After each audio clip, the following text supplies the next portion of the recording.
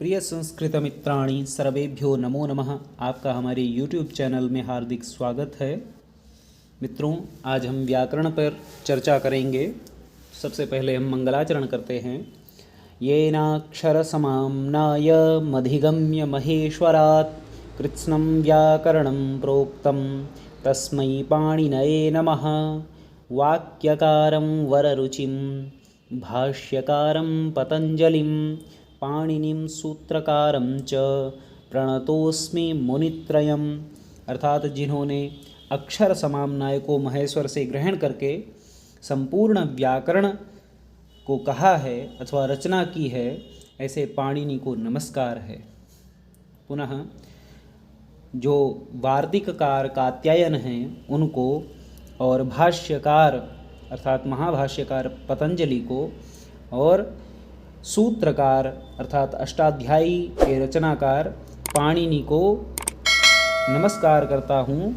इस प्रकार से मैं मुनित्रयों को नमस्कार करता हूँ, जो कि व्याकरण शास्त्र में त्रिमुनि कहे गए हैं। उन आचार्यों को प्रणाम करता हूँ।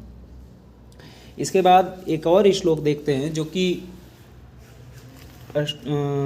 अष्टाध्यायी आदि से पूर्व जो माहेश्वर सूत्र प्रसिद्ध हैं, जिनके आधार पर संपूर्ण अष्टाध्यायी की रचना हुई है, तो उसके विषय में एक प्रसिद्ध श्लोक है। नृत्तावसाने नटराजराजो ननादढक्कां नवपञ्चवारम् उद्धर्तु कामः सनकादिसिद्धा नेतद्विमर्शे शिवसूत्रजालम्। अर्थात नृत्तावसाने यानी कि नृत्य के अपने तांडव नृत्य के अवसान अर्थात अंत में जो नटराज राज हैं, भगवान शिव हैं, उन्होंने अपने ढक्काम अर्थात डमरू को नवपंच 9 और 5 बार बजाया, अर्थात 14 बार डमरू का नाद किया। और यह उन्होंने सनकादि सिद्धों के कामना के उद्धार के लिए किया था। तो यह प्रसिद्ध है शिव सूत्रों के विषय में, अर्थात माहेश्वर सूत्रों के विषय में। इसके बाद हम लघु सिद्धांत कौमुदी का मंगलाचरण देखते हैं। नत्वा सरस्वतीं देवीं शुद्धां गुण्यां करोम्यहं पाणिनीय प्रवेशाय लघु सिद्धांत कौमुदीम। अर्थात सरस्वती देवी को, जो कि शुद्ध गुणों से युक्त हैं, तो उनको नमस्कार करके मैं पाणिनीय व्याकरण में प्रवेश के लिए लघु सिद्धांत कौमुदी की रचना करता हूँ। इस ग्रंथ के बारे में जान लीजिए कि यह वरदराजाचार्य का ग्रंथ है और यह लगभग 1200 सूत्रों को लेकर बनाया गया है। तो मित्रों, सर्वप्रथम हम संज्ञा प्रकरण को ही देखेंगे, क्योंकि यह सबसे पहले है और प्रथम है। तो आइए फिर माहेश्वर सूत्र देखते हैं। अ इ ऊण ऋ ऋक् ए ओं ऐ औच ह य व रट् लण य म गण नम झ भ य घ ढ धश ज व ग ड दश ख फ छ ठ थ च ट तव क प य स ष सर हल। तो ये माहेश्वर द्वारा प्रदत्त 14 सूत्र हैं और ये अण आदि संज्ञाओं के लिए होते हैं, अर्थात ये प्रत्याहार बनाने के लिए हैं। और इन एषामन्त्या इतः, इनके अंत में जो भी वर्ण हैं जो अचरहित हैं, ऐसे वर्ण इत हैं। और लण सूत्र के मध्य में अर्थात लकार में रहने वाला जो अकार है, वह भी इत संज्ञक होता है। और इन हकार आदि में यानी कि व्यंजन जो इनमें हैं, तो उनमें जो अकार रहता है यानी कि अ जुड़ा है, वह उच्चारण के लिए होता है। तो उसका वास्तव में कोई प्रयोग अलग से नहीं है। तो आइए देखते हैं। इसमें पहला सूत्र दिया है हलंत्यम। यह इत संज्ञा का सूत्र है और कहते हैं कि उपदेशेन्त्यम हलित स्यात्, अर्थात उपदेश के अंतिम की इत संज्ञा होती है और ऐसे वर्ण की जो हल हो, हल अर्थात व्यंजन वर्ण हो। और उपदेश किसे कहते हैं तो उसके बारे में आगे बताते हैं कि उपदेश आद्योच्चारणम। तो आद्योच्चारण क्या है, यानी कि उपदेश आद्योच्चारण है तो उसमें से जो आदि उच्चारण है उसे किसे कहा जाएगा। तो इसके विषय में प्रसिद्ध है कि पाणिनि, कात्यायन और पतंजलि इनके द्वारा जो प्रथम उच्चारण किया गया है धातु आदि का, तो वो सब उपदेश कहलाता है। तो सूत्रे उसके बाद बताते हैं कि सूत्रेषु अदृष्टम पदम सूत्रांतरात् अनुवर्तनीयम सर्वत्र, यानी कि सूत्र में जो पद दिखाई नहीं पड़ता है तो वह सूत्र के अलावा जो पूर्व सूत्र आदि हैं तो उनसे ही उनका अनुवर्तन कर लिया जाता है। यह नियम अष्टाध्यायी में सर्वत्र मान्य है। इसके बाद आता है अदर्शनम लोपः।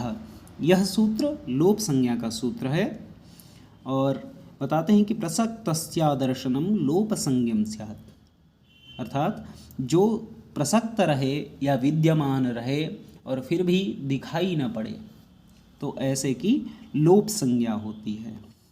इसके बाद अगला सूत्र है तस्य लोपः।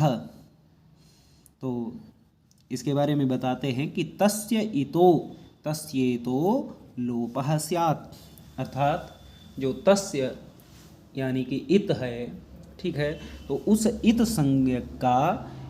संज्ञक वर्ण का लोप होता है। इस सूत्र से इत संज्ञक वर्ण का लोप हो जाता है। उसके बाद कहते हैं कि णादयो णाद्यरथाः। इस सूत्रों में जो कि माहेश्वर सूत्रों में ण आदि कहे गए हैं, इसमें ण आदि इसलिए कहा है क्योंकि पहले सूत्र में अ इ ऊण में ण आता है तो वह पहला है और उसके बाद रेल रिक में क रहता है। तो इस प्रकार से जो भी सूत्रों के अंतिम वर्ण हैं वे जो कि इत हैं उनका लोप तो हो ही जाता है, परंतु वे इसलिए होते हैं क्योंकि अण आदि अर्थों के लिए, अर्थात अण आदि जो प्रत्याहार हैं उनके लिए होते हैं। तो इसके बाद हम लोग प्रत्याहार निर्माण करने वाला सूत्र देखते हैं या प्रत्याहार सूत्र देखते हैं। तो वह है आदिरन्त्येन सहेता, अर्थात इसकी वृत्ति बताते हैं कि अन्त्येनेता सहित आदिर्मध्यगानां स्वस्य च संज्ञा स्यात् यथा णिति अ इ उ वर्णानां संज्ञा एवं छल अलित्यादयः।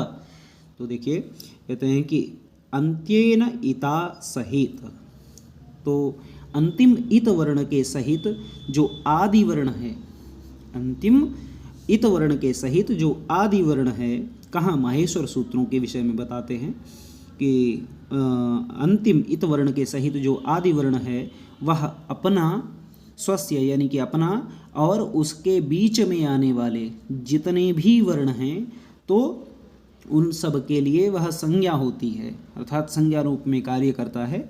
जैसे बताते हैं कि उदाहरण आगे दिया है कि यथा अणिति, यथा अण इति, यानी कि जिस प्रकार से य अण है तो अण अ इ उ बीच में जो भी वर्ण आते हैं और स्वयं का भी, तो इस प्रकार से बोधक होता है और अंतिम इत वर्ण का लोप हो जाता है। इसी प्रकार से अच, हल, अल आदि प्रत्याहार भी होते हैं। प्रत्याहारों की संख्या 42 है। तो जो अच हैं वे स्वर होते हैं, उसमें आते हैं अ इ उ रील रे ए ओ ऐ औ, इस प्रकार से। और हल जो हैं वे सभी व्यंजन वर्ण जो कि हैं तो वे सारे हल में आ जाते हैं। और अल प्रत्याहार में सभी वर्ण आ जाते हैं, चाहे वे स्वर हों अथवा व्यंजन हों। आगे सूत्र देखते हैं जो कि ह्रस्व दीर्घ प्लुत संज्ञा करने वाला है। तो उसको देखते हैं कि ऊकालो ह्रस्व दीर्घ प्लुतः, एक बार फिर से उच्चारण कीजिए इसका, ऊकारो झ्रस्व दीर्घ प्लुतः। तो देखिए कहते हैं कि उश्च ऊश्च ऊश्च वह वांकाल इव कालो यस्य सोच क्रमाद् ह्रस्व दीर्घ प्लुत संज्ञा स्यात् स प्रत्येक मुदात्तादि भेदेन त्रिधा। यहाँ जो कहा बता रहे हैं कि सूत्र में उश्च ऊश्च ऊश्च अर्थात एक मात्रिक, द्विमात्रिक और त्रिमात्रिक जो भी मतलब कि ये जो हैं तीनों, ये तीनों अपने अपने काल के समान अचों में इनकी ह्रस्व दीर्घ प्लुत संज्ञा होती है। अर्थात एक मात्रिक होता है ऊ और द्विमात्रिक होता है ऊ, और प्लुत जो है वह तीन मात्रिक होता है, यानी कि त्रिमात्रिक होता है, जिसको बोलते हैं ऊ। तो इसी प्रकार जे ह्रस्व दीर्घ प्लुत संज्ञाएं अचों की होती हैं, तो वह बताते हैं कि सप्रत्येकम, यानी कि वह ह्रस्व दीर्घ प्लुत आदि जो भी है उनमें से प्रत्येक की उदात्तादि भेदेन त्रिधा, अर्थात उदात्तादि तीन भेद होते हैं। तो इस प्रकार से इनका सूत्र देखते हैं उदात्तादि संज्ञाओं का। तो उस विषय में कहते हैं उच्चैरुदात्तः, अर्थात जिसका तालु आदि स्थान में ऊर्ध्व भाग से उच्चारण होता है तो वे उदात्त कहलाते हैं। नीचैरनुदात्तः दूसरा सूत्र है जो कि अनुदात्त संज्ञा करता है। तो बताते हैं कि तालु आदि स्थानों में जिसका अधोभागेषु अर्थात नीचे के भागों से उच्चारण हो वे अनुदात्त होते हैं। इसी प्रकार से अगला सूत्र है जो कि स्वरित संज्ञा का सूत्र है समाहारः स्वरितः, अर्थात इन दोनों का समाहार होने पर, यानी कि जो समान भागों से जो उच्चारित हो ऐसा वर्ण स्वरित होता है। तो आगे वृत्ति में कहते हैं स नवविधोपि प्रत्येक मनुनासिकत्वा ननुनासिकत्वाभ्याम द्विधा, अर्थात स नवविधोपि यानी कि वह 9 प्रकार का होने पर भी। तो 9 प्रकार का कैसे हुआ? तो देखिए पहले तो ह्रस्व दीर्घ प्लुत संज्ञाएं हुई और फिर उन तीन की प्रत्येक की 3 संज्ञाएं हो गईं, उदात्त, अनुदात्त और स्वरित। अर्थात जो ह्रस्व है वह भी ह्रस्व उदात्त, ह्रस्व अनुदात्त, ह्रस्व स्वरित हुआ। इसी प्रकार से दीर्घ उदात्त, दीर्घ अनुदात्त, दीर्घ स्वरित हुआ। और इसी प्रकार से प्लुत को भी ये भेद प्राप्त होते हैं। तो प्लुत उदात्त, प्लुत अनुदात्त और प्लुत स्वरित, तो ये 9 प्रकार का हुआ। तो स नवविधोपि यानी कि वह 9 प्रकार का होकर भी प्रत्येकम माने प्रत्येक, यानी कि इनमें जो 9 हैं वे प्रत्येक अनुनासिकत्वा ननुनासिकत्वा भ्याम द्विधा। तो कहते हैं कि अनुनासिक और अननुनासिक इस प्रकार से 2 प्रकार का हो जाता है।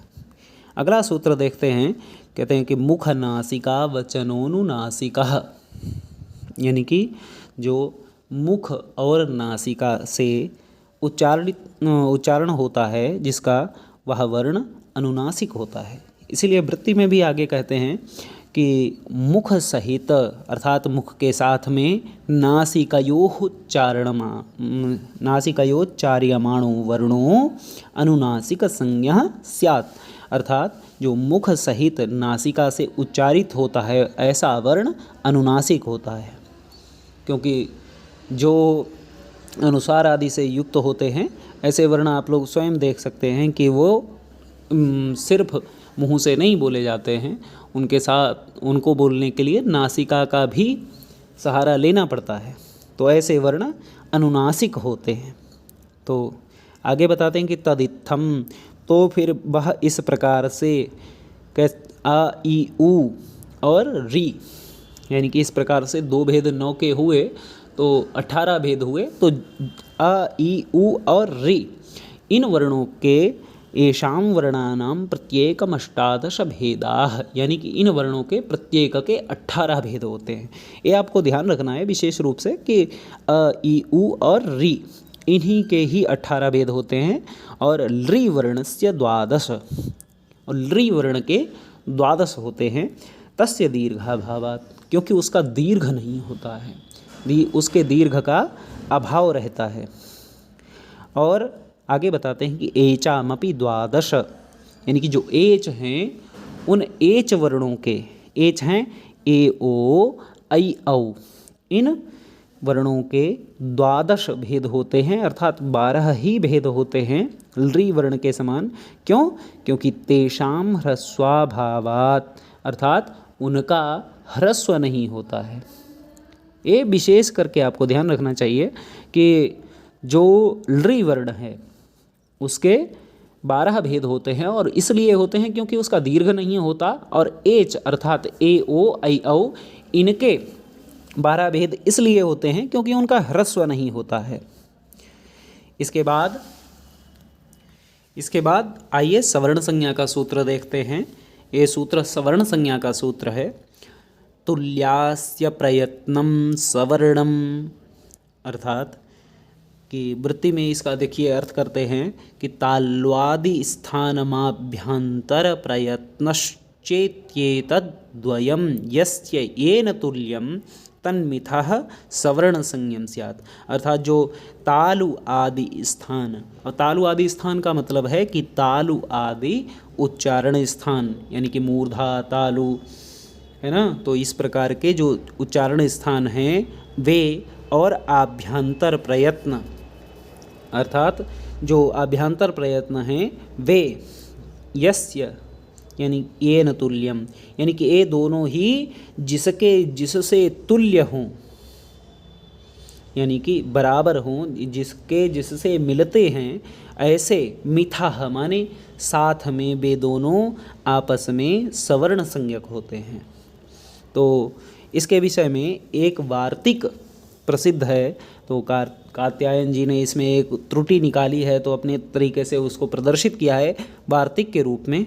उसको बोलते हैं रि लृ वर्णयोर्मिथः सावर्ण्यम वाच्यम, अर्थात फिर से बोलिए रि लृ वर्णयोर्मिथः सावर्ण्यम वाच्यम, यानी कि जो रि और लृ वर्ण हैं इनका भी आपस में सावर्ण्य यानी कि सवर्णता कहनी चाहिए, यानी कि ये भी आपस में सवर्ण संज्ञक होते हैं। कौन से? रि और लृ, क्योंकि इनका उच्चारण स्थान आपस में नहीं मिलता है, लेकिन फिर भी इसको अलग से कहना पड़ा, इसीलिए। तो आइए सारे उच्चारण स्थान देखते हैं सभी वर्णों के। देखिए, अकुह विसर्जनीयानां कंठः, अर्थात जो अ यानी कि जो अकार है वो, और कु यानी कि जो कवर्ग है वह, जिसमें 5 वर्ण होते हैं कवर्ग में, क ख ग घ ग, ठीक है, वो, और ह और विसर्ग, इनका उच्चारण स्थान होता है कंठ। अ कवर्ग, ह और विसर्ग, इनका उच्चारण स्थान है कंठ।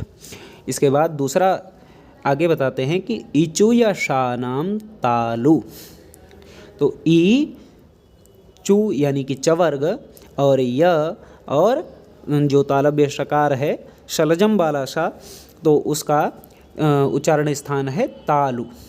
ई चवर्ग यानी कि च छ ज झ य, तो इनका उच्चारण स्थान, और य और श का उच्चारण स्थान है तालु। इसी प्रकार से रि टूरषाणाम मूर्धा, यानी कि जो ऋकार है, रि है वह, और टू यानी कि जो टवर्ग है, ट ठ ड ढ ण, उसका, और र और मूर्धन्य शकार जो षटकोण वाला सा है उसका, तो इनका उच्चारण स्थान है मूर्धा, अर्थात रि टवर्ग र और मूर्धन्य शकार, इनका उच्चारण स्थान है मूर्धा। इसके बाद लृ तुलसानाम दंताः, अर्थात जो लृ वर्ण है उसका, और तु अर्थात तवर्ग, और ल और दंत्य सकार, यानी कि जो सपेरा वाला सा है, तो उसका इनका सबका उच्चारण स्थान है दंत। तो लृ तवर्ग ल और स, इनका उच्चारण स्थान होता है दंत।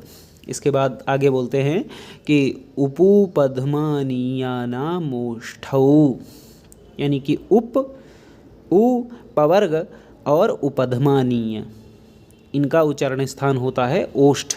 देखिए उ और पवर्ग में आ जाते हैं प, फ, ब, भ, म, और उपधमानीय होते हैं अह, प, अह, फ। तो ये उपधमानीय होते हैं, इनका उच्चारण स्थान उ पवर्ग और उपधमानीय का उच्चारण स्थान है ओष्ठ। यमगणानानाम नासिका च, और जो वर्गों के जो अंतिम 5 वर्ण हैं, यानी कि यम, गण और न, इनके उच्चारण स्थान में एक विशेष बात रहती है कि इनके उच्चारण स्थान में नासिका का भी प्रयोग होता है। यानी कि जो इनका वर्ग का जो उच्चारण स्थान है, जैसे गा का है कंठ, तो उसके साथ नासिका और जोड़ देंगे, तो कंठ और नासिका, गा का उच्चारण हुआ। इसी प्रकार से चवर्ग का जो या है, उसका भी चवर्ग का उच्चारण स्थान जो कि तालु है, वह और नासिका। और इसी प्रकार से जो अणा है वह टवर्ग का है, और उसके वह टवर्ग का है तो उसका उच्चारण स्थान होना चाहिए मूर्धा, और उसके साथ जोड़ देंगे मूर्धा और नासिका।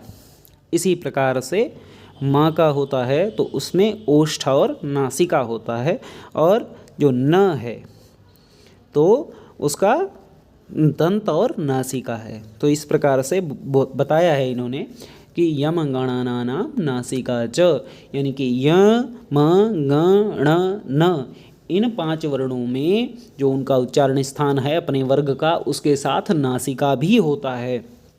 तो उसके आगे बताते हैं ए दयितोः कंठतालुः, यानी कि एत और ऐत, यानी कि बोलते हैं जो ए और ऐ हैं उनका उच्चारण स्थान है कंठतालु।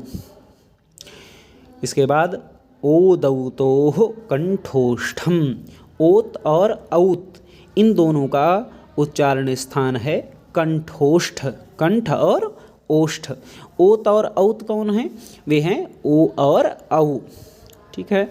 इसके बाद जो वकार है, जो वकार है उसका उच्चारण स्थान होता है दंतोष्ठ, यानी कि दंत और ओष्ठ। और जो जिह्वा मूलीय हैं उनके संबंध में कहते हैं कि जिह्वा मूलीयस्य जिह्वा मूलम, यानी कि जिह्वा मूलियों का उच्चारण स्थान है जिह्वा मूल। अब जिह्वा मूल कौन है? तो उनको आप जानिए कि अह का अह ख, यह जिह्वा मूलीय होते हैं। आगे बताते हैं कि नासिका अनुस्वारस्य, तो अनुस्वार जो है उसका उच्चारण स्थान होता है नासिका। इसके बाद अगले वीडियो में हम इस संज्ञा प्रकरण को पूरा करेंगे। पूरा देखने के लिए धन्यवाद। और आपको यदि वीडियो अच्छा लगा हो तो आप चैनल कृपया सब्सक्राइब कर लें।